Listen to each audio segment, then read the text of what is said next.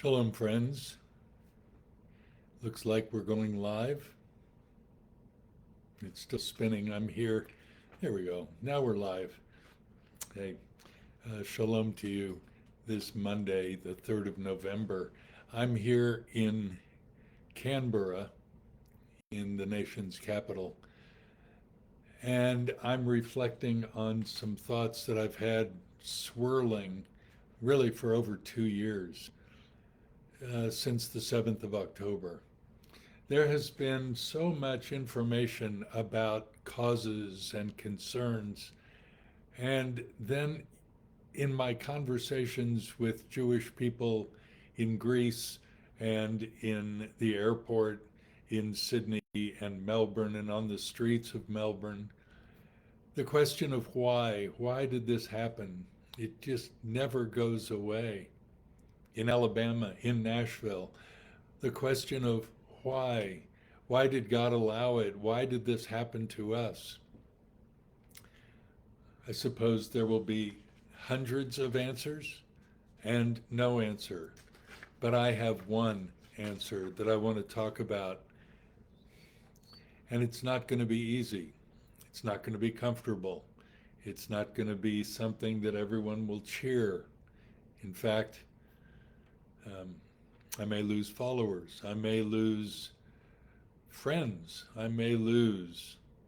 But when the evangelist becomes the prophet, there's a cost.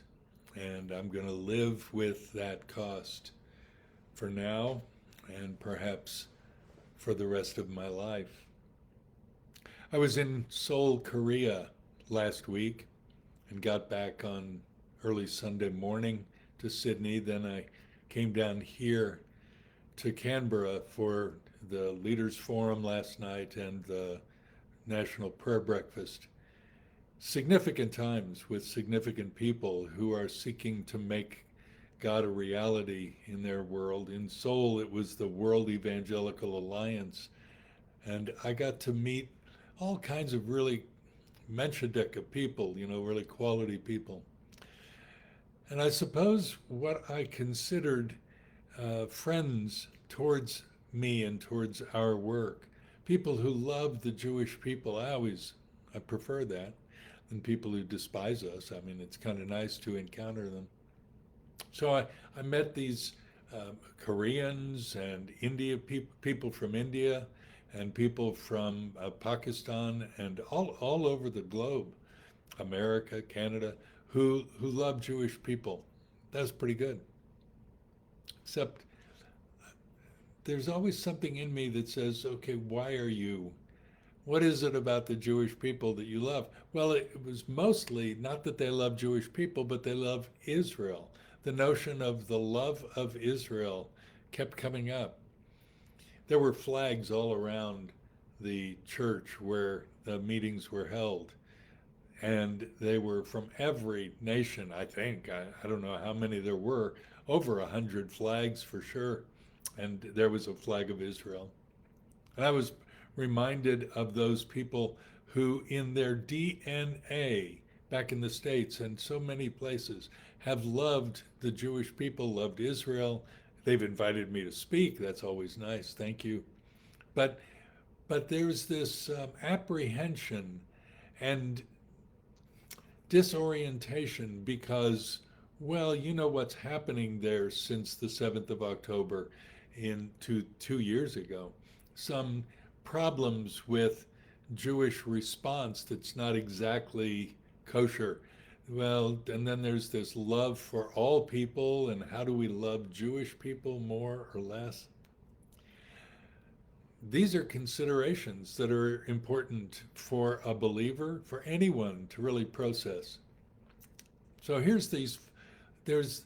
went to a place on Friday. There seemed to be a real love of Israel, and blue and white flags were abounding. They had a big Magen David, a big Jewish star on the front of the building where they met. Mind you, everybody there is Korean, and there's not a Jew for miles. But for some reason, they loved Israel. I mentioned that Jewish people are part of what's going on in the land of Israel, that there are more Jewish people who live outside of Israel than live inside of Israel. That's been true for a long time. But if you love Israel, then I guess you love Jewish people. So, anyway, conversations. But every time they mentioned Israel, they were talking about Jews. They were not talking about the other peoples who live in the land of Israel. Mind you, 20% of the citizens of Israel are Arabs. And only a handful, really, when you think about it, out of the 2 million non Jewish Arabs who live in the land, nearly 2 million, only 5,000 are evangelical Arab Christians. Wow, that's just a handful compared to the millions. But they are to that church and to this church and to these flag waving Israel. They're all Israelis. All these Israeli Arabs who live in Nazareth, who live in Bethlehem, live all over from Nazareth and Haifa and north. There's only that few.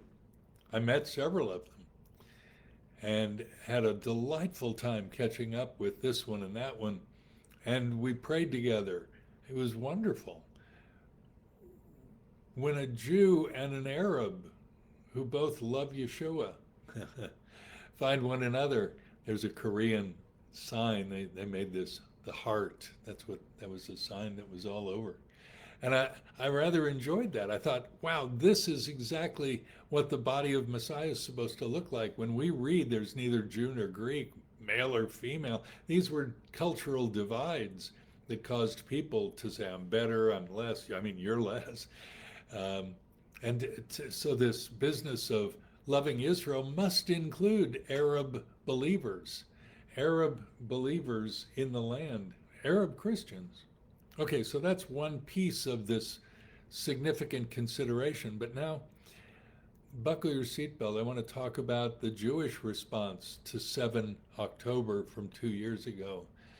What exactly was that? What was the cause of that? Why did 1,200 people die like that, like enemies of Hamas? And look, everything I'm going to say does not diminish the responsibility of Hamas.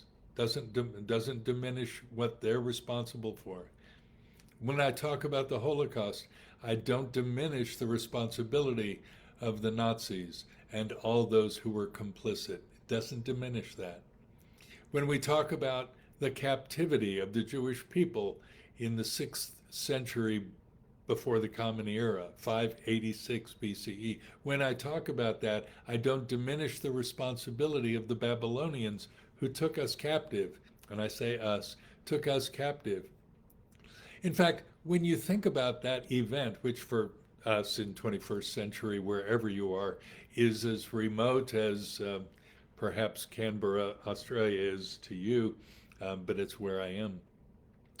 Look, if you read the genealogy of the Messiah, which is a good read, whether it's in Matthew or it's Matthew chapter 1 or Luke chapter 3, when you read those and you see Abraham and Isaac and Jacob and some names that are familiar to many of you. So you read these names and it's name after name because that's what genealogies are.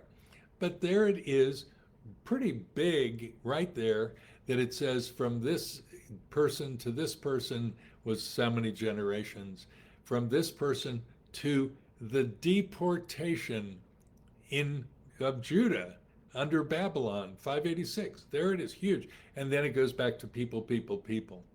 So out of the whole genealogical list, I mean, this is really significant. It is so seminal to Jewish understanding.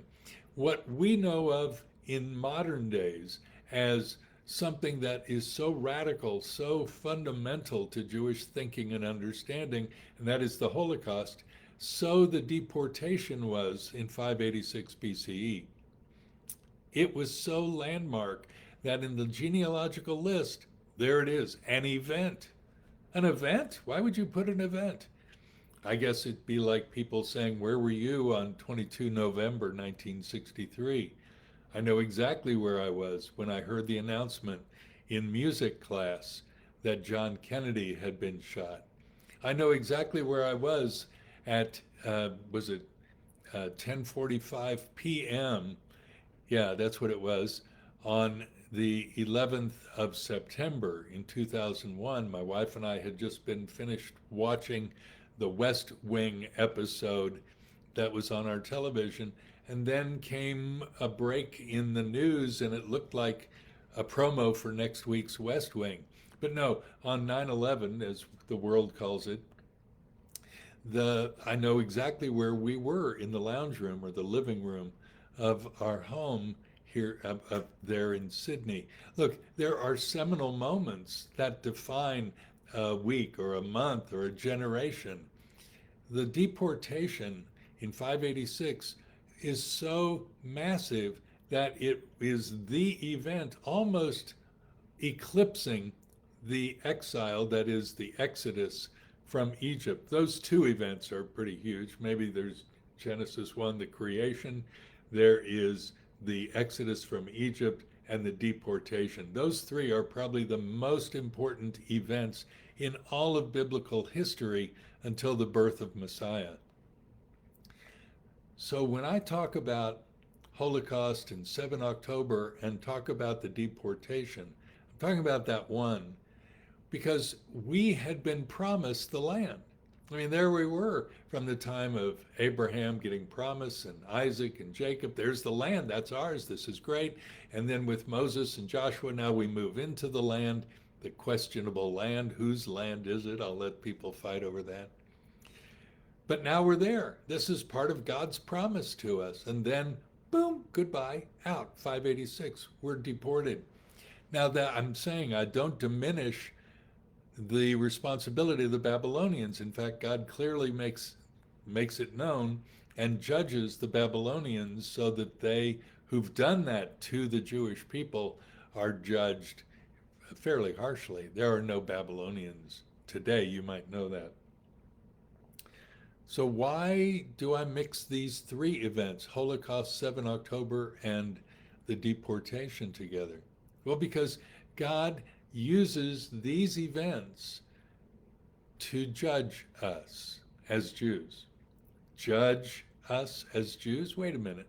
No, the Babylonians were the bad guys in the story. To be sure, they were. Absolutely.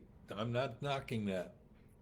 What I'm saying is that we hold responsibility for the judgment to come. But what's the point of judgment? But to draw us back to God. We read that over and over in the prophet Jeremiah. That's what the future and the hope is, that we will come back to God. What do you mean? Were we not religious? Were we not practicing our religion? No, we weren't. In fact, we were responsible for three things. That's what the rabbis have come up with. We were guilty of idolatry, adultery, and murder. Those were the three sins for which we were culpable, and therefore God caused us to be deported. Well, all right, fast forward now to 1930s Germany, and Jewish people in Europe are not living exactly a kosher life. So what does God do? What does God want to do? He wants to be in relationship with us. What we're doing is preventing it, so he's got to wake us up. That's called judgment. It begins with God's house so that we are awakened to our responsibility. Some would say, hey, look, we're doing pretty well. We're not hurting anybody. We're not damaging God's reputation. We don't think about God much. We're okay.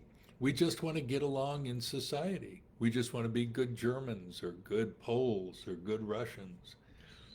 Yeah, that's not good enough. It's not that for us to blame the other. It's not for us to say we're not responsible. In the scene at the Seder in first century, Yeshua is there with his followers, and he says, one of you is going to betray me. And several of them ask the question, Lord, is it I? Lord, is it I? Am I the responsible one? Am I the guilty one? Am I one who's going to mess this whole thing up? I'm sorry, I don't want to do that. Lord, is it I? That's a question we Jewish people should ever ask. Lord, is it I? Hmm. So my wife and I were in Greece a few weeks ago, and I was talking about this with a couple different Jewish ladies, one from Colombia, South America, and one from Jersey, New Jersey. And both of them said, yeah, we're pretty good people. Why did they do that to us on the 7th of October? You see, I don't mind saying, I think I'm doing pretty well. I don't mind that. I mean, please, God, let's be doing well to one another, to the world around us. Let's do that. But at the same time, let's be realistic. God is not always number one in our lives. Even if we give him a bit of glory, we still take a transaction fee so that we are benefited. No, God deserves 100% of our lives. What we do in his name matters. What we do among the peoples of the world really matters. We fall short, and our sin is ever before us. No, we need to take responsibility, cry out to God to forgive us as a people, not just on Yom Kippur. That's a good thing. Do it on Yom Kippur, but also today, the 3rd of November, and wherever you are, whatever date it is for you, when you watch this or when you hear this, I want you to consider, Lord, is it I? What did we do wrong? I want to draw back to God. Let's not be satisfied with a bit of religion or a bit of philosophy. Let's be satisfied only in him. I remember the psalm that says, I will be satisfied when I awake in your likeness. That is the dream. That is the goal. Anything less than that is, well, less than that. So those are some of my thoughts.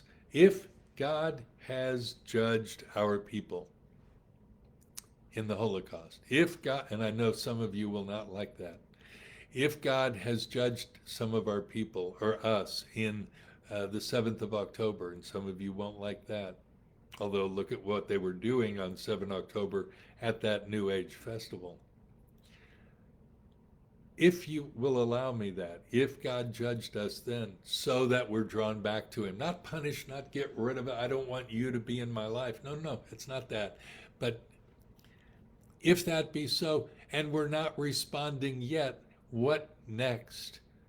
What does God have to do next to get our attention? I don't mind. You want to wear a blue and white flag, that's fine. I'm talking about Jewish people and all those who are covenantally related to him. If we don't walk with him, he draws us to himself, sometimes by a bit of a harsh moment. What are you going to do today to respond so that there is not a next, so that he's got our full attention, so that he does receive the glory that's due him? That's what I'm thinking today. And I've been thinking about for weeks and weeks and weeks. I can't get away from it. The steadfast love of the Lord never ceases. His mercies never come to an end. They're new every morning. Great is his faithfulness to love us, to draw us to himself. That's my 19 minutes. Why don't you have some comments to me in the, maybe you have and I'm not seeing them. I apologize. My dashboard isn't set up to read, but I'll respond to your comments for sure. And if you want Bible verses, I'll give you those. And if you want advice, I'll give you that. If you want to give me advice, I'm really listening, because I want us to make it right and do God proud. Here in Canberra, in Sydney, in America, in Israel, around the globe. Let's do what God wants, which is to do justly, love mercy, and walk humbly with our God. Shalom.